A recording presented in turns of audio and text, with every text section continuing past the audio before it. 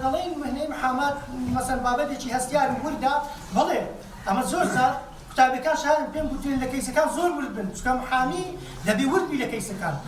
طبعا گرنگی پارێزەراتی لەوەیدایە کە هەر کەسێک ناو دادگاکان پێویستیان بە پارێزەرە، یعنی چەندین کەیسمان هەیە لە ناو دادگاکان ئەگەر پارێزەر و محامیەک نەبێتن ناتوانانی ئەو حەقە بەردەست بێتن. بۆیە بوونی پارێزەر ئەرکێکی زۆر پیرۆزە کە ئینسان بەرجەسەی بکاتن و لە هەمان کاتیشدا ئێمە لەم پانێڵاتیشکمان خستە سەر ئەوەی ئایا تا چەند شریعەتی پیرۆزی ئیسلام ڕێگەی بە پارێزەراتی داوە. ڕێگەی یعنی ئەمن هەموو جار زۆر جاریش دەڵێم ئینسان کە بیرکردنەوەی هەیە بۆ هەر کارێک دەی بیرکردنەوەیکی تەسک و تەشی نەبێتن. ئینسان بە دووربینی تەماشای شتە بکە و بە موەسعی بە فراوانی تەماشای شتەکە بکاتن دقەکان وەکو خۆی وەربگرن نەک بە سەطحی. ئینسان هەر ئەو فەرمودەی پێغەمبەر عەلەیهی سەلام فەرمودەیەکی زۆر واضحە کە دەفەرمێتن انصر ئەخاک ظالما ئەو مەظلوما. طبعا محامی ئەرچی ئەوەیە، محامی کەسێکی ئەمینە، محامی ئەتو کەیسەکەی خۆت پێ ئەدەی بۆ ئەوی بتوانی ئەو حەقی هەتا بۆتی وەربگرێتەوە. ئەوەی کە پێغەمبەر عەلەیهی سەلام باسی کردیە انصر أخاك ظالما أو مظلوما بەڵێ لەگەڵ برایەکەت دابە ئەوە مەظلومەکە دیارە، بەڵام ئەدی زاڵمەکە پێشی لێ بگرێت نەسیحەتی بکە ئەوەیە. ئەو ئەرچی چێیە؟ ئەرچی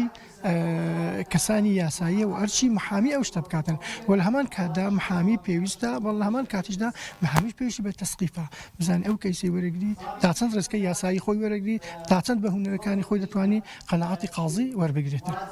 ئەمە بڵێ ئێمە هەموو شتێک وایە، هەموو شتێک دوولایەنەیە، سلبیاتی ئیجابیاتی هەیە، بەڵام کەسەکە دەوری خۆی هەیە محامی دەتوانی دەورێکی ئیجابی وەربگرێتن و دەتوانێت کەسی سلبیش. زۆر جار کە باس لە محامی خراپە ئەو کەسە باسەکەن ئەوە بە شخصە نەکرایە، بەڵام پیشەی محامی ئەوە نیە بە شخصە نەبکری، ئەوە پرۆسەیە، ئەوە نییە تایبەت بێ بە کەسێک بڵێ فڵان ئەلیف پارێزەرە بە شخصانەی کرێ کەسی خراپە، بەڵام هەمان کاتدا کەسی باشمان هەیە کە زۆر بە جوانی ئەو مێنەی خۆی پەیڕەو دەکاتن. ولا تكن للخائنين خصيما نابك بشتي أو كسانة بقرين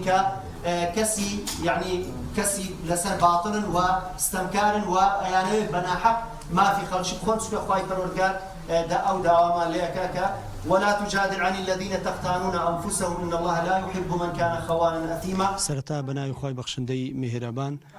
سپاس لو آمادەبوونتان.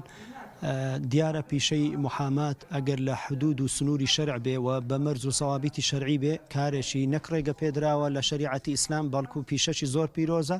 چکە فقەهانی ئیسلام لە یعنی بە وەکیل و وکەلاء الخصومە و وکەلاء الدعاوە لە کتاب فقهیەکاندا بە تەفسیل باسییان کردێ. ئەوەی ئەمە لێرە مەبەسمانە ئەوەیە کە بەرمەبنای ئەو فەرمودەی پێغەمبەر عەلەیهی سڵات وەسەلام انصر ئەخاک ظالما ئەو مەظلوما پشتی براکەت بگرە چ زاڵم بیا مەظلوم. ئەوە زاڵمەکە یعنی دیارەکە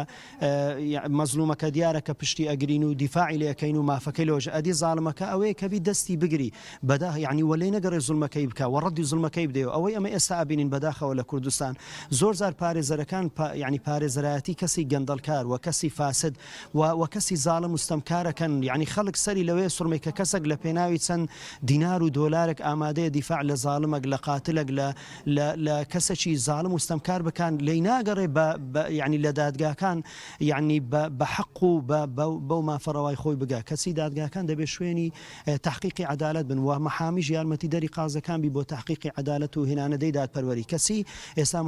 یعنی لە بینی دوو کەوانە زۆر زار محاویەکان لە پێناوی یعنی پەیداکردنی پارە و پول و ئەوانە وەلۆی زۆرترین کەیسان هەبی ئامادەنە یعنی خێزانەکان لەبارەک هەڵبۆشینەوە خێزانەکان تێک بدەن و هەروەها و مڵک و ماڵی خەڵکی بە هەدەر بڕوە و کەسی بکوژ و زاڵم مستەمکاریش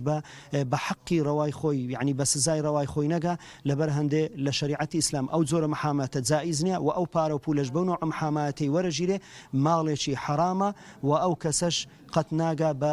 یعنی ئاوات و ئامانجی خۆی چکە خوای پەروەردیگار قەت لەگەر ئەو کەسانە نییە کە دیفاع لە زاڵم و پشتی زاڵمان ئەگرن. ئەو کەسێک کە یاسا خوێنە یاسا ئەوێ بستە نەو بواری یاسا ناکرێت لە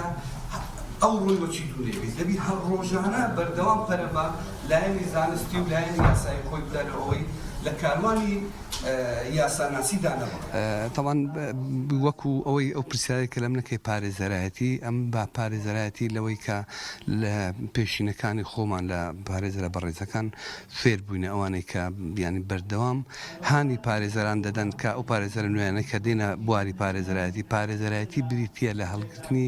پەیامی ئەمانەت و ڕاستگۆیی. هەر مرۆڤێک هەر پارێزەرێک ئەگەر پێیان ئەو پەیامەی وەچی خۆی هەر نەگری وەکو ڕاستگۆی و ئەمانەت هەر نەگری ناتوانێت بیتە پارێزەرێکی سەرکەوتوو ئەمەش ئەو بنەمایە کە ئاینی پیرۆزی ئیسلام بەردەوام هانی مرۆڤایەتی داوە لەسەر ئەوەی کە بە ئەمانەت و بە سەدق لەگەر یەکدی بژین ینی مەزندەی من لە دیدی من ئەوەیە پارێزەر دەبی ئەمانەت هەڵگری ئەمانەت بێت چونکە ئەو کەسێک کە بریکارنامەی پێئەدا